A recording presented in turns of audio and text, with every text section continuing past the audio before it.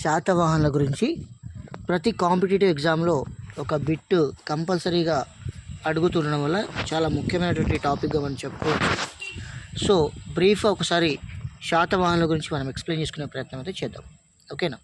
అయితే దక్షిణ భారతదేశంలో టోటల్గా సామ్రాజ్యం, పెద్ద సామ్రాజ్యంగా శాతవాహనులు చెప్పుకుంటారు.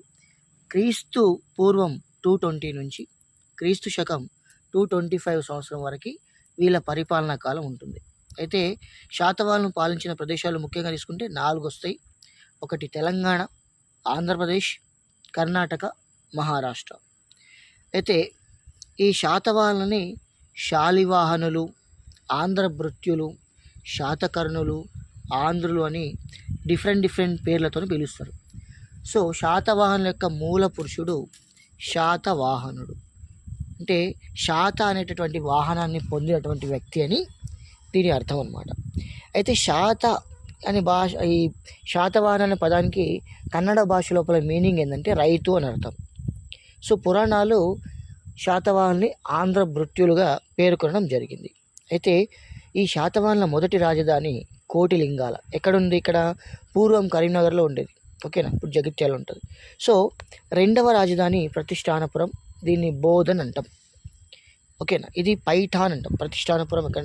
పైఠాన్ అని చెప్తాం. ఓకేనా?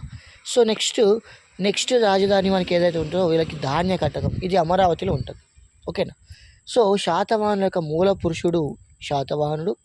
ఈ వంశాన్ని స్థాపించింది మాత్రం శ్రీముఖుడు. మూల పురుషుడు శాతవాహనుడు, స్థాపించింది ఎవరు? శ్రీముఖుడు. ఓకేనా? సో వీళ్ళ అధికార భాష ప్రాకృతం. Right?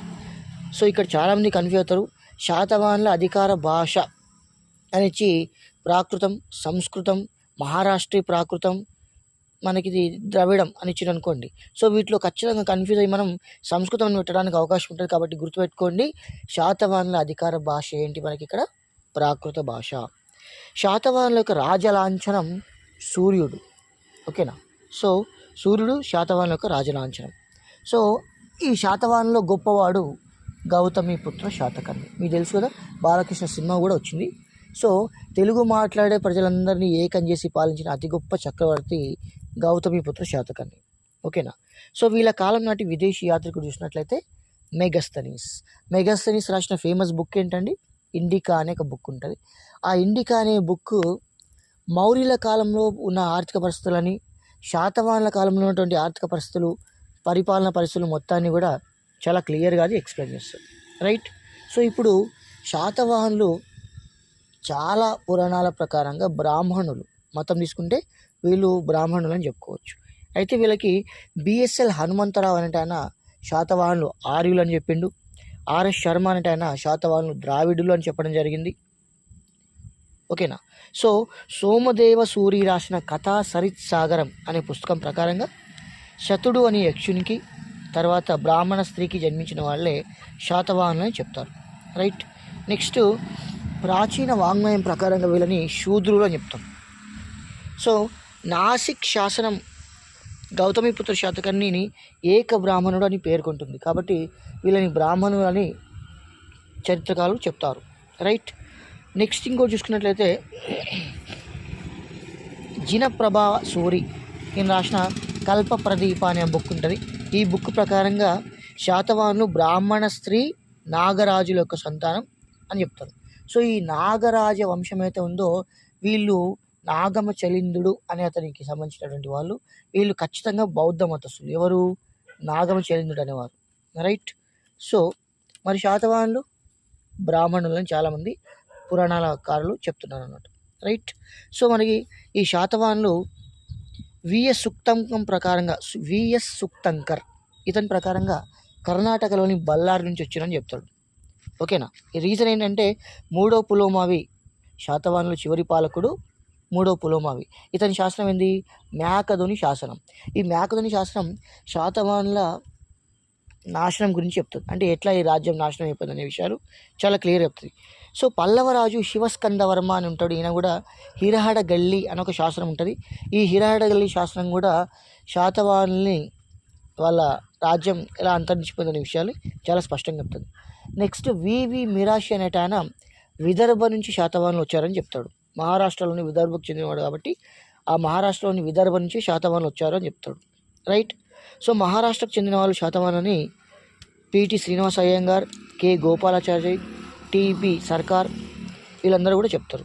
So RG Bhandarkar, VS Smith, IJ option ప్రకారంగా శాతవాహనులు ఆంధ్ర ప్రాంతానికి చెందిన వాళ్ళని చెప్తారు అన్నట్టు. సో మొత్తానికి శాతవాహనుల రాజధాని ధాన్యకటం వీళ్ళ ప్రకారంగా. సో ఇది మనకి వీళ్ళ ప్రాంతం గురించినటువంటి డీటెయిల్స్. సాహిత్య ఆధారాలు చూసుకున్నట్లయితే స్వదేశీ గ్రంథాలు, విదేశీ గ్రంథాలు ఉంటాయి.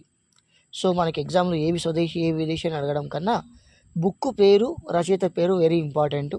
సో దీనిలో చూసుకుంటే మెగస్తనీస్ ఇండికా అనే బుక్ను రాశాడు. ఈ బుక్ లోపల శాతవాహనులకి అంటే ఆంధ్రులకి 30 కోటలు ఉన్నాయని, 1,00,000 కాల్బలం ఉందని, 2,000 అశ్వబలం ఉందని, 1,000 గజదళం ఉందని చెప్పడం జరిగింది. నేను చెప్పిన పాయింట్ వెరీ వెరీ ఇంపార్టెంట్ ఇప్పుడు చెప్పింది. సో ప్లినీ అనే ఆయన రాసిన బుక్ పేరు న్యాచురల్ హిస్టరీ. ఈ గ్రంథంలో శాతవాహనుల విదేశీ వాణిజ్యం గురించిన వివరాలంటే చెప్పడం జరుగుతుంది. సో ఈ శాతవాహనుల శాసనాలన్నీ కూడా ఏ భాషలు ఉన్నాయండి? ప్రాకృత భాషలు ఉన్నాయి. ఎందుకంటే వాళ్ళ రాజభాష ప్రాకృత భాష. సో వీళ్ళు నాణ్యాలు కూడా వేయించడం జరిగింది. ఆ నాణ్యాలు కూడా ప్రాకృతం దేశీ భాషల్లో వేయించారు. సో ఈ నాణ్యాల లోపల ముఖ్యంగా మనం చెప్పుకోవాల్సింది గౌతమిపుత్ర శాతకర్ణి సహపాణుని ఓడించిన తర్వాత ఆయన రాసిన కాయిన్స్ పైన, నాణ్యాల పైన ఈయన మళ్ళీ ప్రింటింగ్ చేయించిండు. కాబట్టి ఆ నాణ్యాలని విద్దంక నాణ్యాలు అని, పంచుమార్కుడు కాయిన్స్ అని, ఓకేనా, జోగల్ తంబి అనే ప్లేస్ దగ్గర దొరికినాయి కాబట్టి వీటిని జోగల్ తంబి నాణ్యాలు అని చెప్తారు. ఓకేనా. సో నాణ్యాల గురించి చెప్పినప్పుడు 100% గౌతమిపుత్ర శాతకర్ణి గురించి గుర్తుంచుకోవడం very very important. Right. So next మనం ఇంకొక ఇంపార్టెంట్ కాన్సెప్ట్ చూసినట్లయితే వీళ్ళ రాజకీయ చరిత్ర. ఈ రాజకీయ చరిత్ర ప్రకారంగా మత్స్య పురాణం ప్రకారం 30 మంది రాజులు 456 సంవత్సరాలు పరిపాలించారు. కొన్ని బుక్స్లో 30 ఇయర్స్, 30 మందికి 30 మంది కింగ్స్ 450 సంవత్సరాలు ఉంది. సో ఏదేమైనా 456 ఇది గుర్తుపెట్టుకోండి.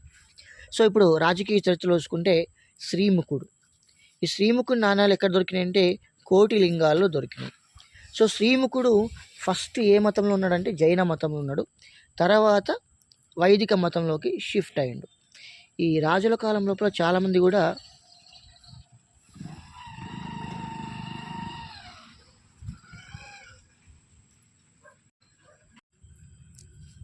సో ఈ శ్రీముఖుడి పాలనా కాలంలో మునులగుట్ట, ఇది కరీంనగర్లో ఉంటుంది, ఫేమస్ జైన క్షేత్రం.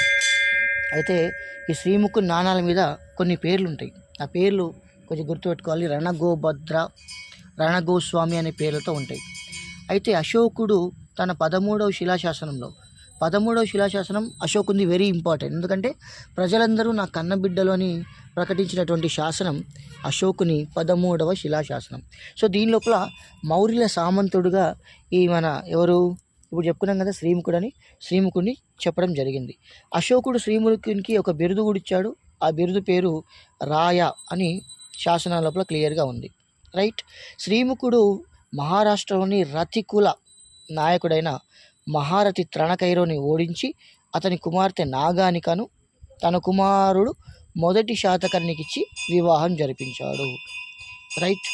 సో శ్రీముఖుని తర్వాత నెక్స్ట్ వచ్చే రాజు ఎవరండి? కన్హుడు, లేదా ఇతన్ని కృష్ణుడు అని కూడా చెప్తాం. సో ఈ కృష్ణుని కాలం లోపల భాగవత మతం అనేది బాగా ఫేమస్ అయింది. మీకు ఇంతకుముందే చెప్పుకున్నాం ఏంటి, ఈ శాతవాహనులు జైన మతం నుంచి వైదిక మతంలో షిఫ్ట్ అయినా చెప్పుకున్నాం కదా. కాబట్టి వైదిక మతం అనేది ఈ నెక్స్ట్ రాజు ఎవరు? కన్హుడు నుంచి బాగా ఫేమస్ కావడం జరిగింది. అందుకే ఈ శాతవాహనుల లోపల శాసనాన్ని వేయించిన మొట్టమొదటి రాజు ఎవరన్నారంటే అతను కన్హుడు. వేయించిన శాసనం పేరు కూడా ఆయన పేరు మీద ఉంటుంది, కన్హేరి శాసనం. రైట్. సో ఈయన నాసిక్, కన్హేరి లోపల గుహలను తవ్వించాడు. ఎవరి కోసం? బౌద్ధ భిక్షువుల కోసం. రైట్. సో నెక్స్ట్ నాసిక్లో బౌద్ధ సన్యాసుల కోసం ధర్మ మహామాత్య అనే అధికారులను నియమించడం జరిగింది. రైట్. నెక్స్ట్ మనకి ఇంపార్టెంట్ కింగ్ ఏంటంటే మొదటి శాతకర్ణి. ఈ మొదటి శాతకర్ణి శ్రీముఖుని కుమారుడు. రైట్. సో ఇతని భార్య పేరేంటి? నాగానికాదేవి. ఈ నాగానికాదేవి వేయించిన శాసనం నానాఘట్ శాసనం. ఇది మొదటి శాతకర్ణి విజయాలను గురించి చాలా స్పష్టంగా పేర్కొంటుంది. ఇప్పుడు చెప్పిన ఈ point very very important competitive exams పరంగా. సో ఈ నానాఘట్ శాసనం అనేది ఒక అలంకార శాసనం. సో ఇది ఏ భాషలో ఉంది? వెరీ గుడ్, ప్రాకృత భాషలో ఉంది. ఎందుకు? శాతవాహనుల అధికార భాష ఏది? ప్రాకృతం కాబట్టి. రైట్. మరి శాతవాహనుల సంస్కృతం శాసనాలు లేవా? ఉన్నాయి. అవి ఎక్కడి నుంచి స్టార్ట్ అయినాయి? కుంతల శాతకర్ణి దగ్గర నుంచి సంస్కృతంలో శాసనాలు వేయించే సాంప్రదాయం అనేది స్టార్ట్ అయింది. సరే, అది మనం ముందు మాట్లాడుకుందాం. సో నాగానిక తండ్రి పేరు మహారథి త్రాణకైరవ్, ఇంతకుముందు చెప్పుకున్నట్టు. సో ఇందులో నానాఘట్ శాసనంలో నాగానిక యజ్ఞ హుతన సుగంధయ దిగౌత సింధయ అని తనను గురించి తాను వర్ణించుకోవడం జరిగింది. రైట్. సో పురాణాల ప్రకారం మొదటి శాతకర్ణి బిరుదులు చూసుకున్నట్లయితే మొదటి శాతకర్ణి బిరుదులు మహాన్, మల్లకర్ణ, ఇవి ఇతని బిరుదులు. ఈ మల్లకర్ణ అనే బిరుదు మత్స్య పురాణం చెప్తుంది. ఎవరికి? మొదటి శాతకర్ణికి మల్లకర్ణ అనే బిరుదు మత్స్య పురాణంలో చాలా క్లియర్గా చెప్పడం జరిగింది. రైట్. సో నానాఘట్ శాసనం ప్రకారంగా మొదటి శాతకర్ణి 2 అశ్వమేధ యాగాలు, 1 రాజసూయ యాగం, తర్వాత 20 క్రతువులు కూడా చేయడం జరిగింది. దీని ప్రకారంగా నానాఘట్ శాసనం ప్రకారంగా ఇప్పుడే మనం ఇంతకుముందు చెప్పుకోవడం జరిగింది. ఏంది? నానాఘట్ శాసనం మొత్తం కూడా మనకి ఈ మొదటి శాతకర్ణి గురించి డీటెయిల్స్ చెప్తుంది. ఎవరు వేయించారు దీన్ని? నాగానిక వేయించింది. Very good. సో బ్రాహ్మణులకి ఆవులు, గుర్రాలు, ఏనుగులు, గ్రామాలను దానంగా ఇచ్చాడు. ఎవరు? Very good. ఎవరైనా? మొదటి శాతకర్ణి. ఇక్కడ ఇంకొక పాయింట్ మీకు చెప్పాలి, దీన్ని జాగ్రత్తగా గుర్తుంచుకోండి. గోశత సహస్ర హాలక అని ఇక్ష్వాకుల్లో ఉంటాడు. ఓకేనా? ఎవరు? అది మీరు కొంచెం సెర్చ్ చేయండి. శ్రీశాంతమూలుడు అని ఉంటాడు, యహూబల శాంతమూలు అని ఉంటాడు. సో వీళ్ళ లోపల శ్రీశాంతమూలుని ఇక్ష్వాకుల లోపల గోశత సహస్ర దానపతి అంటారు. అంటే ఆయన వ్యవసాయం కోసం ఎన్నో లక్షల నాగలను దానం చేశాడు. మరి ఇక్కడ శాతవాహనుల లోపల బ్రాహ్మణుల కోసం, రైట్. సో బ్రాహ్మణుల కోసం ఆవులు, గుర్రాలు, ఏనుగులు, గ్రామాలను దానం చేసింది ఎవరైతే? మనకి ఇక్కడ మొదటి శాతకర్ణి. సో భారతదేశంలో మొట్టమొదటిసారిగా భూదానాలు చేసిన రాజు మొదటి శాతకర్ణి. ఇంకొకటి, శాసనాలు వేయించిన మొట్టమొదటి రాజు కూడా మొదటి శాతకర్ణి. ఇతను వేయించిన నాణ్యాలు ఎట్లుంటాయి? అశ్వమేధ నాణ్యాలు ఉంటాయి. నాణ్యాల మీద అశ్వమేధం, ఏనుగు గుర్తుంటుంది. అశ్వం అంటే గుర్రంలే కానీ ఏనుగు గుర్తుంటుంది. ఎవరి మీద? ఈ నాణ్యాలపైన. ఎవరు? మొదటి శాతకర్ణి వేయించిన నాణ్యాల మీద. ఉజ్జయిని పట్టణం గుర్తు కూడా ఈ నాణ్యాలపైన ఉంటుంది. ఈ నాణ్యాల గురించి ఈ 2 చెప్పిన కాన్సెప్ట్స్ వెరీ ఇంపార్టెంట్. సో మొదటి శాతకర్ణికి సమకాలీనటువంటి భారతదేశ రాజులు ఎవరు ఉంటారు? పుష్యమిత్ర శుంగుడు మగధ రాజ్యంలో, కారవేలుడు కళింగ రాజ్యం ఒరిస్సా. ఈ కారవేలుడు అనే రాజు ఒక శాసనం వేస్తాడండి, దాని పేరు హతి గుంఫా శాసనం అంటాం. హతి అంటే ఏనుగు, వెరీ గుడ్. గుంఫా అంటే పాదం. అంటే ఈయన వేయించిన శాసనం ఏనుగు పాదం రూపంలో ఉండడం వల్ల హతి గుంప అనే పేరుతో ఉంటుంది. అండ్ ఈ విషయం మనం ఒకటి గుర్తుంచుకోవాలి. ఈ పితుండ అనే నగరం ఉంటుంది. పితుండ అనే నగరాన్ని కారవేలుడు గాడిదలతో దున్నించి మరీ నాశనం చేస్తాడు. ఓకేనా? ఈ విషయాన్ని చాలా స్పష్టంగా కనబెండ నది వరకు మొత్తం సిటీ నాశనం చేస్తాడు. కాబట్టి ఇది మనకి కారవేలుని గురించి గుర్తుంచుకోవాల్సిన ఇంపార్టెంట్ పాయింట్. సో వాయువు భారతదేశంలో డెమిట్రియస్ అనే రాజు కూడా మనకి మొదటి శాతకర్ణికి సమకాలికుడు. రైట్. సో పుష్యముత్రి శంగుని పై విజయాన్ని గుర్తుగా ఉజ్జయిని తోరణం గల నాణ్యాలు ముద్రించడం జరుగుతుంది. రైట్. సో ఇక్కడ మనం ఇంకొక ఇంపార్టెంట్ పాయింట్ గుర్తుంచుకోవాల్సిందంటే శాతకర్ణి గురించి, ఇతను 2011 మేలో దొరికిన కోటిలింగాల దగ్గర మొక్కట్రావుపేట గ్రామ శివారులో దొరికిన శిలాశాసనం ప్రకారం హకుశ్రీ అనే శాతవాహనుడు మొదటి శాతకర్ణి నాగానికల కుమారుడుగా పేర్కొనబడడం జరిగింది. రైట్. నెక్స్ట్, చాలా బుక్స్లో ఇప్పుడు చెప్పే కింగ్ గురించి లేదు, స్కందస్తంభి అంటాం. సో ఈ స్కందస్తంభి స్పెషాలిటీ ఏంటంటే ఇతని కాలంలో శాతవాహనుల రాజ్యం మీద గ్రీకులు దండయాత్ర చేయడం స్టార్ట్ చేశారు. Right. Next king very very important. ఇంతకుముందు మొదటి శాతకర్ణి గురించి మాట్లాడుకున్నాం కదా, ఇప్పుడు స్కందస్తంభి. ఇతని కాలంలో గ్రీకులు బాగా దండయాత్రలు వేశారు శాతవాహనుల మీద. నెక్స్ట్ రాబోయే రాజు 2వ శాతకర్ణి. 2వ శాతకర్ణి గురించి చెప్పగానే మీకు 100% గుర్తు రావాల్సిన విషయం ఏంటంటే 56 సంవత్సరాలు పరిపాలించాడు. సో శాతవాహనులో ఎక్కువ కాలం పరిపాలన చేసిన రాజు ఎవరన్నా ఉన్నారంటే 100% రెండవ శాతకర్ణి మాత్రమే. సో గార్గి సంహిత అనే బుక్ ప్రకారంగా శుంగుల రెండవ రాజధాని విదిశను ఈయన జరించడం జరిగింది.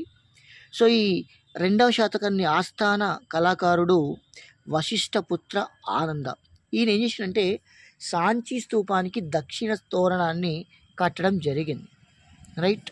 సో మగధ రాజధాని అయిన పాటలీపుత్రాన్ని కూడా రెండవ శాతకర్ణి జయించడం జరిగింది.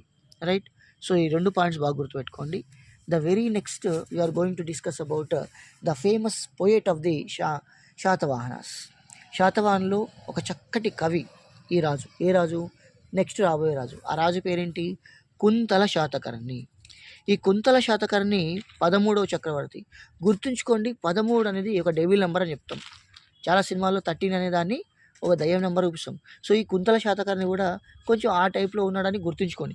ఎందుకంటే ఈ కుంతల శాతకర్ణికి కామ ప్రేరణ అనేది చాలా ఎక్కువ. సో కరీర్త అనే ఒక భంగిమ లోపల తన భార్య మలయవతిని ఈయన చంపేయడం జరిగింది. సో ఈయనకి వాత్సాయనుడు ఉంటే కదా, ఆ వాత్సాయనుడు రాసిన కామసూత్ర ఈయన కాలం లోపల వచ్చింది అన్నట్టు. రైట్. సో ఇది వెరీ ఇంపార్టెంట్ కాన్సెప్ట్. సో గుణాఢ్యుడు ఈయన కాలంలో వాడే. పైశాచి ప్రాకృతంలో ఏ బుక్ రాశాడండి? బృహత్ కథ. కుంతల శాతకర్ణి యొక్క బిరుదు విక్రమార్క. ఈ కుంతల శాతకర్ణి స్పెషాలిటీ ఏంటంటే ఇప్పటివరకు శాతవాహనులకి ఏది రాజభాష? ప్రాకృతం. కానీ ఈ కుంతల శాతకర్ణి దగ్గర నుంచి సంస్కృతం అనేది స్టార్ట్ అయింది. ఎక్కడ? శాసనాల లోపల. ఓకేనా. సో అధికార భాషగా మార్చాడు. కానీ శాసనాల మీద సంస్కృతం ఈయన లేదు. పాయింట్ గుర్తుపెట్టుకోండి. సంస్కృతాన్ని అధికార భాషగా మార్చిండు ఎవరు? కుంతల శాతకర్ణి. మరి సంస్కృతంలో శాసనాలు వేయించింది ఎవరనేది ఇక్ష్వాకులో వస్తాడు, 2వ కింగ్. ఓకేనా. సో ఆయన గురించి వచ్చినప్పుడు మాట్లాడుకుందాం. సో ఇక్కడ మనకి శర్వవర్మ అనే ఆయన కాతంత్ర వ్యాకరణం అనే బుక్ రాయడం జరిగింది. ఇది సంస్కృతం నేర్చుకోవడానికి ఒక మంచి పుస్తకం. అయితే ఇక్కడ వెరీ ఇంపార్టెంట్ కాన్సెప్ట్ ఏంటంటే ఈ గుణాఢ్యుడు బృహత్కథ రాసినప్పుడు ఈ బృహత్కథని లోపల అన్ని చాప్టర్స్ని కాల్ చేస్తాడు. ఎందుకంటే రాజు ఈయన రాసిన బుక్ని పట్టించుకోడు. కాబట్టి నేను రాసిన పాండిత్యం అంతా వృధా అయిపోయిందని కాల్చివేయంగా ఇప్పుడు ఒకే ఒక లంబకం అంటే ఒకే ఒక చాప్టర్ మిగిలింది. దేని లోపల? గుణాఢ్యుడు రాసిన బృహత్కథ లోపల. ఎందుకంటే ఈయన రాసిన కుంతల శాతకర్ణికి అంకితం వేయడానికి పోయిండు ఎవరు? గుణాఢ్యుడు. ఆయన తిరస్కరించిండు. సో దాంతో మనస్తాపం మీద ఆ బుక్ని కాల్ చేశాడు. ఈ బృహత్కథ లోపల కథానాయకుడు లబ్బీకుడు లేదా కుబేరుడు. Very important concept, very important point. అయితే ఈ బృహత్కథ అనే బుక్ని డిపెండ్ చేసుకొని కొన్ని బుక్కులను రాయడం జరిగింది చాలామంది. దేని బేస్ చేసుకుని? గుణాఢ్యుడి బృహత్కథ. బృహత్ అంటే చాలా కథలు, ఎన్నో రకాల కథల్ని యాడ్ చేసుకొని ఇదే కాన్సెప్ట్తో కొన్ని బుక్కులు రాశారు. ఎవరెవరు చూద్దాం ఒకసారి.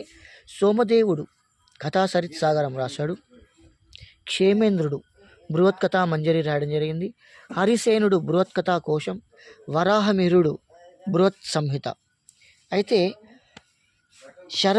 విష్ణు శర్మ అని ఉంటాడు కదా, ఈయన పంచతంత్రాన్ని ఈ బృహత్కథ ఆధారంగానే రాయడం జరిగిందని చెప్తాం.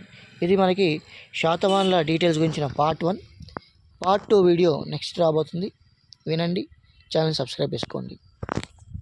మీకు తెలిసిన 10 మందికి షేర్ చేయడం వల్ల కూడా ఈ ఆడియో మీకు ఉపయోగపడుతుందంటే వాళ్ళకు కూడా ఉపయోగపడుతుంది. ఓకేనా. Thank you.